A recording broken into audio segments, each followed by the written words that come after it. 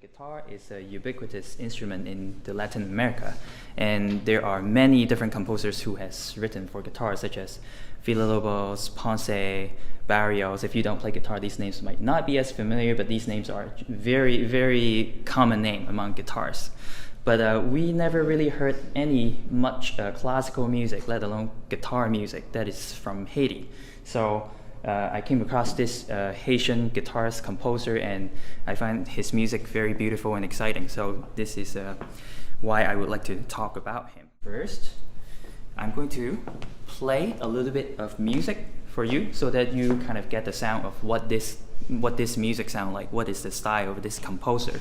So the four pieces that I'm going to play with on the left side of the screen, they are maybe more standard classical kind of pieces, or the stereotypical Latin American music that you would be expecting.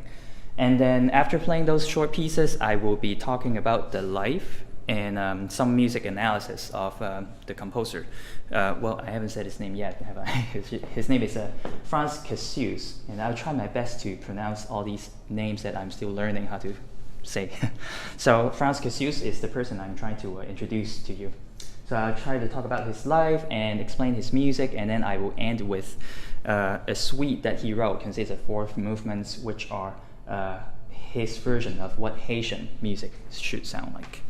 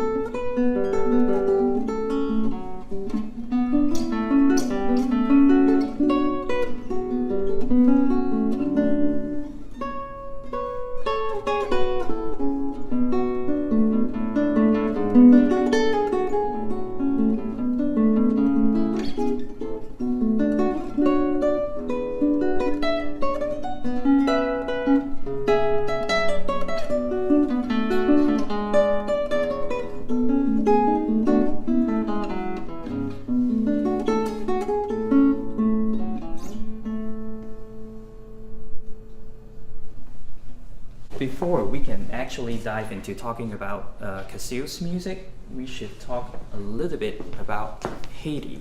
So I can give you some background information about Haiti, the country itself. So now you can turn in to the second page of your thicker handout, which you should see a map of the Caribbean.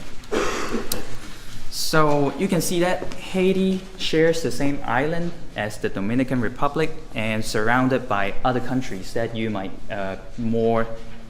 countries that would come to mind more easily when you think of the Caribbean, such as Jamaica, Cuba, or maybe even Dominican Republic itself.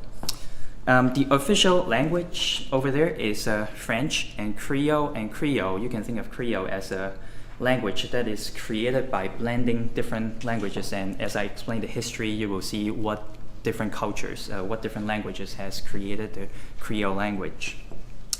And the religion, which is very important, the religion over there is Voodoo, which is an African religion that is a syncretic religion, as they call it. That is a combining of different cultures, a religion that is created by combining different cultures. So the biggest ones are African religions brought over by the slaves, and also Roman Catholicism. So as I explain the history, you will understand more. So what is also special about Haiti is that it is the first successful slave revolution in Latin America. It expelled the European powers in 1804, so pretty early on. You turn to the next page of your handout, figure 2, you can see some important events that I have outlined over there. It's still very crude, but that should give you a better idea of what are the most important events that happened historically. And also on the right column, you can see the life of Casseus, so you can see how he fit into the bigger picture. So 1492 was when Columbus discovered Haiti, and then Haiti was ceded to the French people in the 17th century. Afterwards, there's the French Revolution in 1789, which stimulated the Haitian people to have their own revolution, and they successfully established the Republic in 1804, as I just mentioned earlier. The earliest 20th century, the United States had occupied Haiti for 20 years. For the reason, as you might remember from the map, Haiti was just south of America. It's a very strategic place for anyone who wants to conquer that area or anyone who wants to defend that area. So the United States was fearing that there will be other European powers taking over that area. So they took up on the chance of the political instability and just take the chance to occupy Haiti. When the European powers came over, they almost killed all the Native American people who lived there. So we don't really know much of the Native American influence, but the word Haiti itself in the Native American language means mountains. So there's still land of high mountains, so there's still some Native American influence in there. So to replace that loss of manpower, because so many Native American people died, that's why the European powers imported slaves from Africa. So that's where the African influence came in. So that's why there's European influence, there is African influence, and also because of the US occupation, there is United States influence too in Haitian music, and especially in the music of Casseus. So speaking of Casseus himself, if you notice on the timeline, you can see that he was born in the same year as the US occupation, so he grew up under the influence of the occupation, which affect his writing a lot. He was a self-taught guitarist. There was not really an established school, so he got a hold of some method books, and he was said that he studied the method of Taraga, the method of techniques of Taraga. So having grew up during the US occupation, he felt a sense that he would like to preserve Haitian music. So the important thing here is that since Haiti became a republic itself, it's interesting that they still look up to the French power, the French culture as their high culture.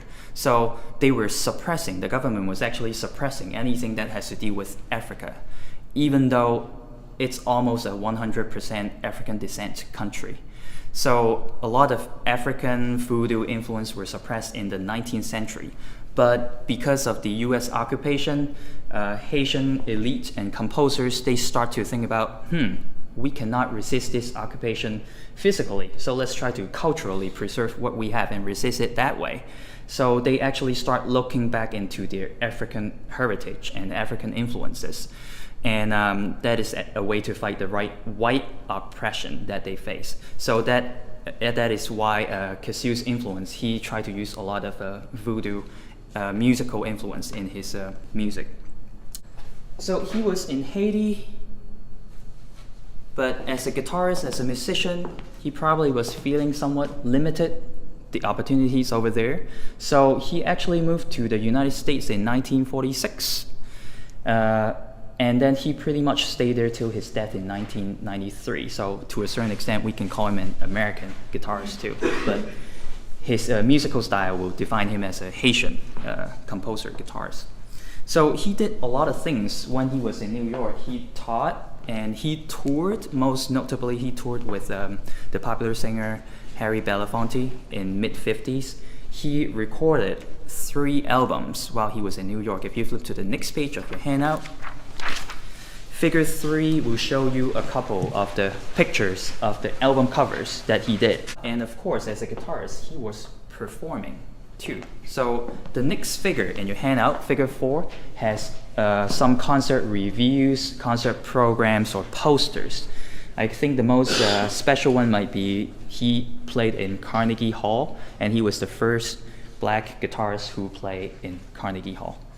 And there's one review that I would like to talk about in particular, so I put that up on the screen. So this is a concert that he did in the Murray Theater in 1946.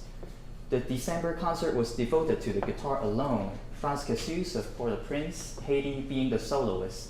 He plays Sonata Opus 22 by Sohr, Andante by Mozart, Petite Suite by Debussy, Capriccio Arabe by Tarraga, Testament d'Amelia arranged by Ribot, and 2 traditional Haitian dances arranged by himself. Casus' performance was well received by an enthusiastic audience. Remarkable was the fact that he performed on a guitar of his own make, an instrument beautiful in appearance and tone. So I think this review tells us a lot about him, as in he played the repertoire that a lot of the pieces we're still playing today. He was very well versed in the classical guitar repertoire. He arranged pieces, he arranged Haitian pieces very early on. And the most important, most special is that he played on the guitar that he made himself. And I can probably say I don't think any guitarist in this room play an instrument that you make yourself, except Austin. So most guitarists don't play an instrument that they make themselves. So I think this really shows you how versatile Casseus was as a guitarist. Not only did he write music, he arranged, he accompanied pop singer, and he made instruments too. He's doing all the right things as a guitarist to promote his career. Why was he forgotten today? I talked to many people, and not many people, or actually no one, told me they know about this person. So why was he forgotten? There are a couple of reasons. Number one, he wasn't really supported by the Haitian government itself. We know that from the short biography written by his 2 students, we know that he tried to get some loans from the Haitian government to be the cultural ambassador while he was in the States. So one time was in the 40s, he did not get any money. One time it was in mid-50s, and it was said he got a small amount, and then we don't have any more records of him trying to get money or getting any money. And also, if you flip back to the timeline toward the bottom of the Casseus life, you can see that he was honored by 2 societies. One was an archive in Montreal and at the University of Montreal, and the other one was the Recreational, Artistic, and Literary Haitian Club of New York. So again, it's places outside of Haiti that is recognizing him. So I asked one of his students, Marc, what does he think about why did the government not support such a guy who is trying to promote Haitian culture? So the response was that it's just not a priority for the Haitian government at the time to support a lone guitarist who is out there in the field trying to do something. Well, the second reason that he was forgotten was that since early 1970, he was injured. He injured his hands. So I am guessing it's because he taught himself how to play guitar, and over the years developed some bad habits that he just never fixed. So he injured his hand, and to make it worse, he thought he could overcome his injury by practicing more. So that really messed up his hands, and that's why he disappeared. The third reason that he might be forgotten is that the record labels that he recorded with might have, they both went out of business by 1980s. So his records were not circulating for a good amount of time. You can find them on YouTube, you can find them on Spotify or the Smithsonian collection now. But there was a time that his music was just not circulating. And also these record labels might have labeled him as a folk guitarist, not a classical guitarist, and might have geared his listeners to a specific demographic. And the last reason is that the time he lived in the States was not the most liberal time. It was socially, it's not the best for a black musician, let alone in the guitar circle. There are not too many black guitarists, so it must have been not easy for him being a black guitarist living during that time. And the next thing I would like to talk about would be his musical styles, which if you turn to your handout, figure 5 of your handout, you will see a table with 2 columns. So the first column, the column on the left, are solo guitar pieces that were published in 2003, which I have a copy here. If you want to look at it, let me know after the presentation. This has the solo guitar works that we know of by 2003. And you can see on that column, what I would like to do is examine all the titles. You can see that, well, some of them are very classically oriented, such as a suite. If you look down the list, there will be prelude, romance, waltz, and improvisation. So those are more classically styled pieces. And then you will see a bunch of words that I'm assuming nobody would know what they mean. Those are words taken from the Haitian culture, the voodoo culture. And they could be different things, maybe a drum pattern, maybe a dance of some sort. And the next page, the other side of the page, there's a glossary of what these terms mean. So I'm not going to go into detail about those terms. And also right on the middle of the left column, you see that piece on Sunday, which was the last piece I played in the beginning of the recital. You can hear that sort of as a pop song, an American influenced pop song. We know that Casseus, even though he was trying to culturally resist America, but jazz was just everywhere, and he really liked jazz. And he thought one reason he came to the States, he was really trying to meet the organist Fats Waller, only that after he came in 1946, he found out that Waller died in 1943. So he did not fulfill that dream. So I've been talking about the pieces on the left column, so what are the pieces on the right column? Pieces on the right column actually was discovered by his student Marc Ribot. Ribot inherited all his belongings, and he was just flipping through them, and in the record sleeve, one day he found this notebook of music that he just never knew existed. So he put those together and published a newer edition of the score that has all the music that you see on this content. So this is the most complete solo guitar works of Casseus right now. So after looking at the titles, I would like to look at 2 pieces in specific to try to maybe try to analyze what makes this music Haitian. So the first thing I would like to look at would be, maybe this is the time to take your score handout, which is one big page that I have folded. So the first thing I would like to look at is the first movement of the Haitian suite called Petro, which is a god in the voodoo ceremony associated with aggressiveness. So you can hear that this piece is in ABA form, and the opening section sounds more aggressive, and then it would go to a contrasting, more lyrical B section. And what I would like to show, first talk about is the melody. So how does he make his music sound Haitian?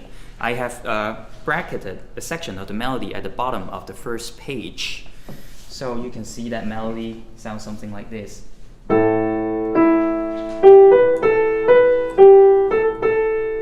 right? So you can hear that, well, it sounds like maybe it's in the minor mode, but at the same time, if you think of it as the minor mode, it has a no leading tone. It has a lower scale degree 7. So I think he's trying to create something musically different from what we are used to listening to, major or minor system, because otherwise it would sound something like this. Versus, right? So he's trying to portray something that is musically different from what we are used to.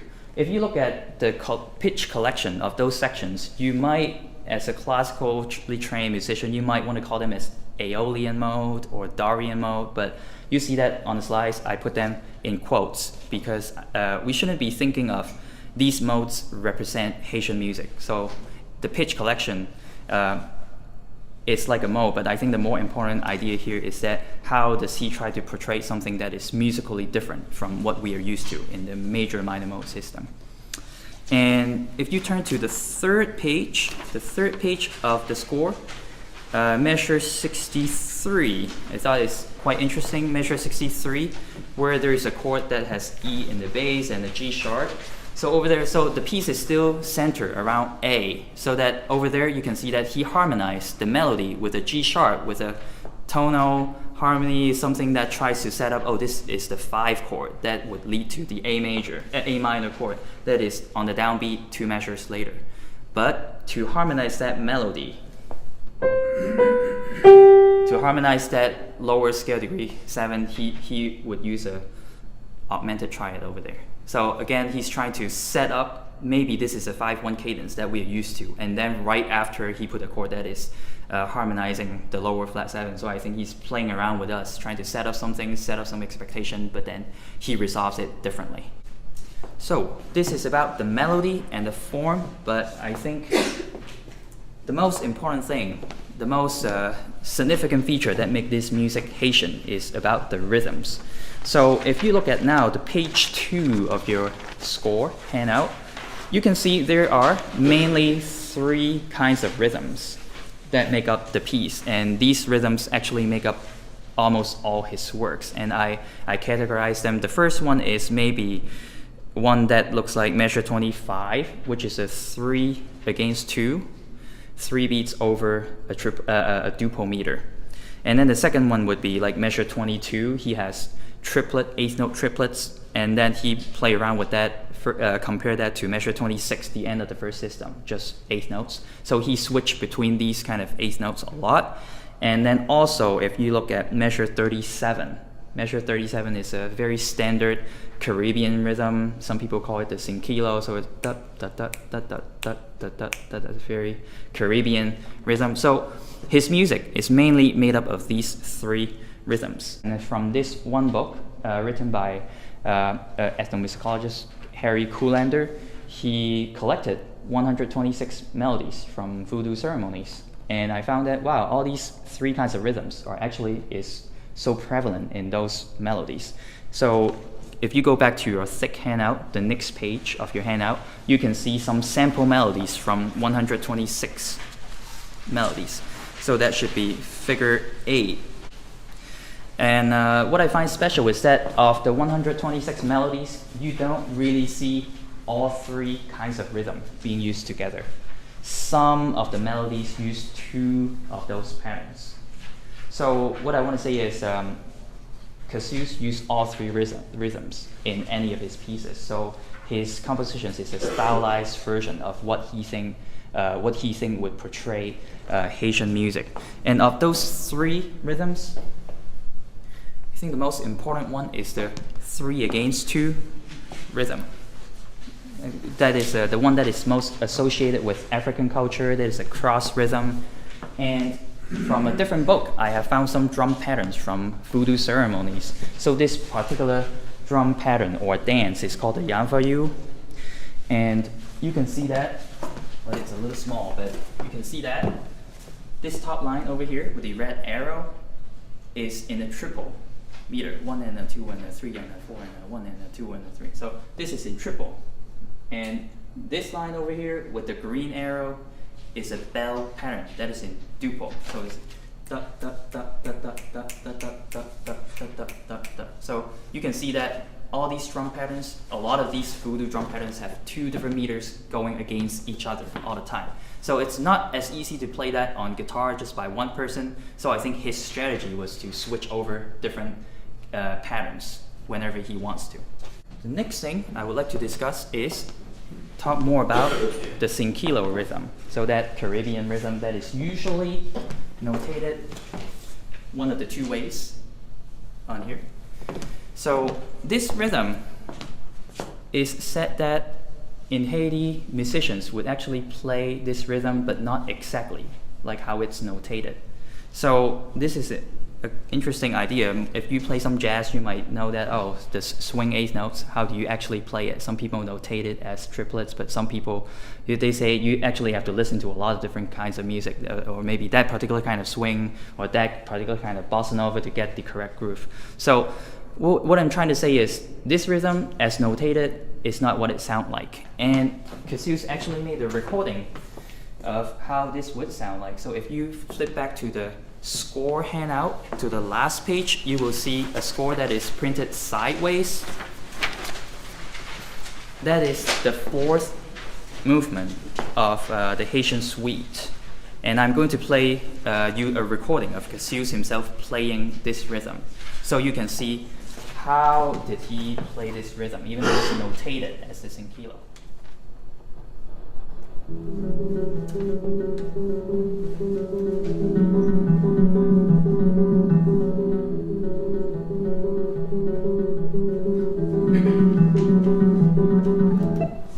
So you can hear that it's not exactly what is notated on the page. Some composers try to notate, some Haitian composers try to notate it with a 5/8 rhythm, but I don't know. I think Casseus playing sounds more like it's a 5/8, but I'm not sure if it's exactly 5/8. So as a guitarist who get this music and try to play it, how should I play it? So I was asking the two students, and they gave me different answers. So Marc Mathelier told me that Casseus was very meticulous about notating everything, note, rhythm, and everything, and we should play what is on the page. So that's one perspective. Marc Ribot, who actually was the person who published all the scores, he said, both I and Mr. Casseus made a choice to simplify certain rhythmic nuance constitutive of Casseus' performance. The 8th, 16th, 8th, 16th, 8th rhythmic figures throughout the piece can be and should be interpreted as somewhere between the above sequence and quintuplet. So he thinks that we should actually play the groove if we know how to do it. So how should we do this? I think it's just like a jazz musician. We should try to, long-term goal is try to listen to a lot of that kind of music to play it. Well, luckily, we have a recording of Casseus himself playing it, so maybe we can try our best to copy him. And the last thing I want to say is that I don't know, I find this music very beautiful, and that last movement of the suite and also the second movement of the suite, they actually exist in a form that is a song. So Casseus actually wrote a lot of songs. If you go listen to his 3 albums, only one of them is all solo guitar music. He, again, very versatile. He wrote his own song and text for his songs. And if you type the song version of the last movement, Combit, which I forgot to explain. Combit is a harvest song, but if you type the song version, Merci Bon Dieu, which is a good day, thank you God, if you type that name into YouTube, for example, you find a lot of different recordings that were in the past. Belafonte made a version of it, jazz saxophone player Charlie Roos made a version of it. But there are also some dance version that came out maybe 2 years ago that has modern arrangement, dance beats. So there are many different versions, but not all of them put the songwriter in the credits. So I find that interesting because that seemed to be a popular song. It's still being played and recorded today. But why do people not know about it? So this is what Marc Mathelier told me. It's such a popular song to the point that it became part of the daily life of people, and we don't really think about what it is. And Professor Koskov was telling me it's just like Happy Birthday. Everyone is singing it every day, every corner of the world, but not many people think about where that song came from. So I think for me, it's really important for guitarists to play this music. Not only it introduces a whole new repertoire, the rhythm is fun to play with, and there's this composer who did so much for the guitar that was not really recognized. So I hope you learn something about Haitian music and start playing or listening to this music. And that's the end of my presentation. If you have any questions, I would answer them now. Yes, Austin. Is this probably the longest of his work? Yes. All of his pieces, like I play the suite, which would be 4 movements, and then the 4 in the beginning, they are pretty much all a minute or 2 long, or 3 minutes. If you play the suite, it's about 10 minutes. Yes? I lived in New York from 63 to about 67, early 67. Mm-hmm. And he was in New York at that time, I assume. Yes, he should be. Okay, because in all the people I knew there, I knew a lot of guitarists and a lot of students of other guitarists and so forth. And I never heard of Casseus. Yeah. I'd heard of him before. I saw something in one of the guitar magazines, I can't remember which one it was, with a picture of him. Yeah. It might have been in Guitar Review or Guitar News or one of Yeah, those. that concert review that I put up in one of the slides is taken from the 1946 Guitar Review, which Eastman Sibley Library actually has it. Yeah, so that's where I found it. So I was asking the 2 students of Casseus about that. How connected was he with the guitar circle? So Mathelier told me he actually played one time with Segovia in attendance, and Segovia liked his playing. That's all he said. Yeah, I'm curious, did he teach in any of the music conservatories or music? From what I know, or it was said that it was the Manhattan School of Music, and I think it was Manhattan School of Music before it became a full-time conservatory. It was when it was a community school. Oh. So that's when he taught there. But the exact years... It used to be called the Neighborhood Music School before it became Manhattan School, so maybe it was during that time, because I taught there for 10 years and I never heard his name. Right. So I'd love to know more about that. Yeah, I tried to talk to the archive person at Manhattan School, but he did not get back to me in time. Thank you. Yeah. Any other questions? Thank you for coming.